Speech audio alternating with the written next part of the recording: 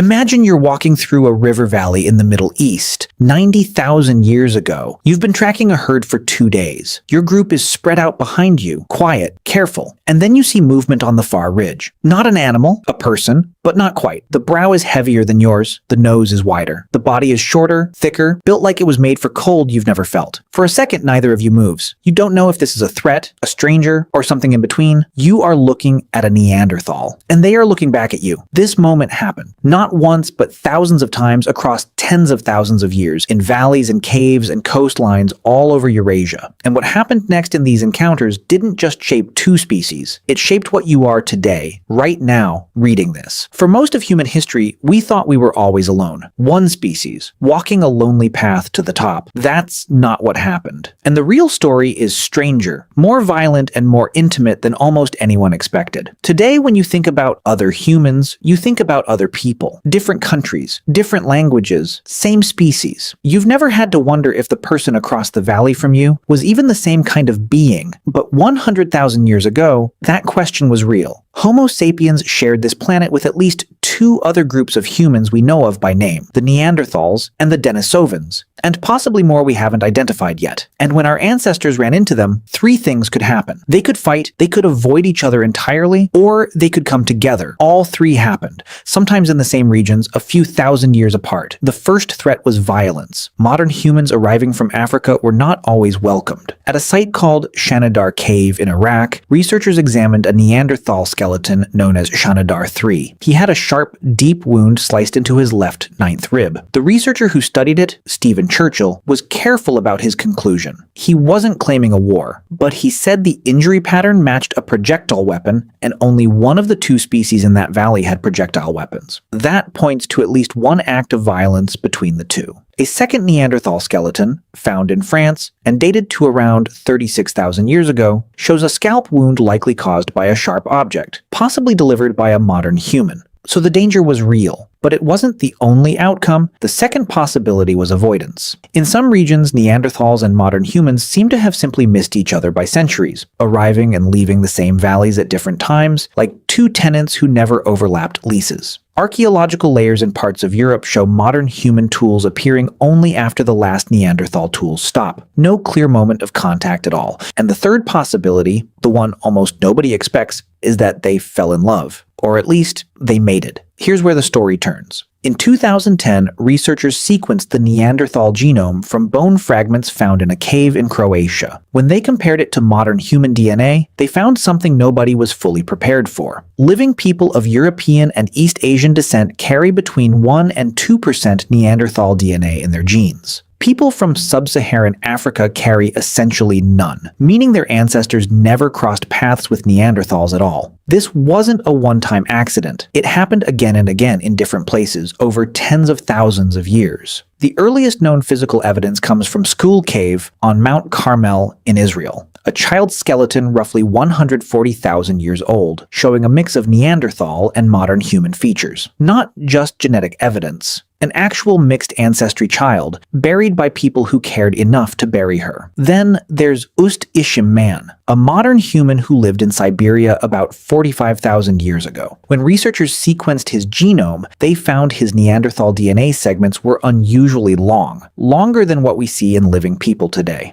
Long segments mean fewer generations have passed to break them up through recombination. Using that, scientists calculated that Ust-Ishim's Neanderthal ancestor lived just 10,000 years before he did. His grandparents, in a sense, had met. And then there's the most extreme case of all, a jawbone found in Romania in 2002, from a man now called Oase 1, who lived roughly 40,000 years ago. When his genome was sequenced, researchers found he had a Neanderthal ancestor only 4 to 6 generations back. Between 6 and 9% of his entire genome was Neanderthal. His great-great-grandparent, roughly speaking, was a different species. So the encounters weren't rare. They were happening constantly, in bedrooms and camps and river valleys, across the entire span of human expansion out of Africa. But the Neanderthals weren't the only ones out there. In 2010, in a cave in southern Siberia called Denisova Cave, researchers extracted ancient DNA from a tiny fragment of a pinky bone. They expected Neanderthal. It wasn't.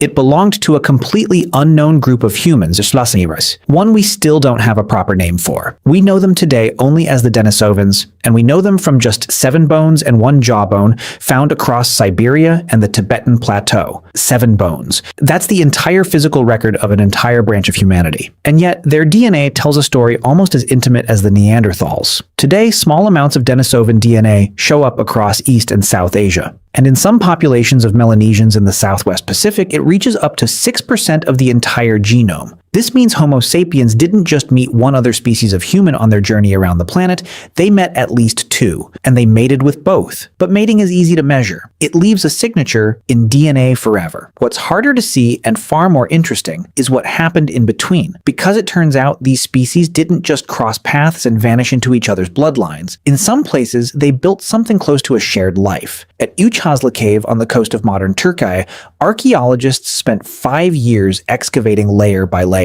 Neanderthals occupied the cave from roughly 77,000 to 59,000 years ago. Then Homo sapiens moved into the exact same space, from about 59,000 down to 47,000 years ago. When toolkit barely changed, no matter which species had made it, passed down like the cave itself was teaching each new tenant how to live in it. Then species, thousands of years apart, collected the exact same kind of marine shell. Not for food. These had no nutritional value at all, just for the sake of having them. Researchers now think this wasn't coincidence. It looks like a tradition, quietly inherited from one species to the next. 2 kinds of human bending down on the same beach for the same pointless, beautiful reason. That's not instinct. That's culture crossing a species line. It goes deeper than shells. At Tinshemet Cave in Israel, researchers found something not seen from this period in 50 years. Deliberate, formal burial. Bodies laid to rest with care, red ochre placed beside them, used purely for meaning, not survival. And this custom didn't belong to one species. Both Neanderthals and Homo sapiens in the region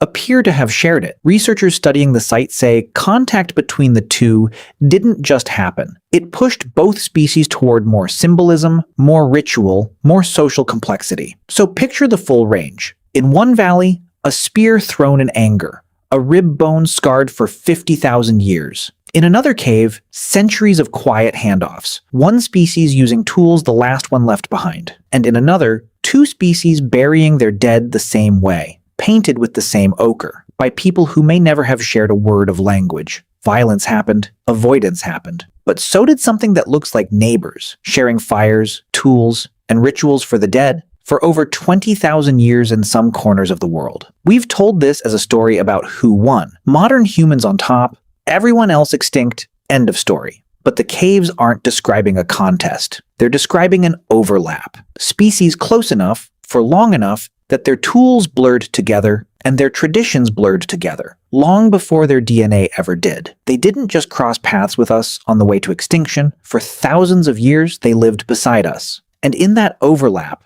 the shared shells, the shared fires, the shared graves, is the real answer to what ancient humans did when they met another human species. They didn't just survive each other. They built something together without knowing history would erase everyone involved except one. Then there were the shells. Both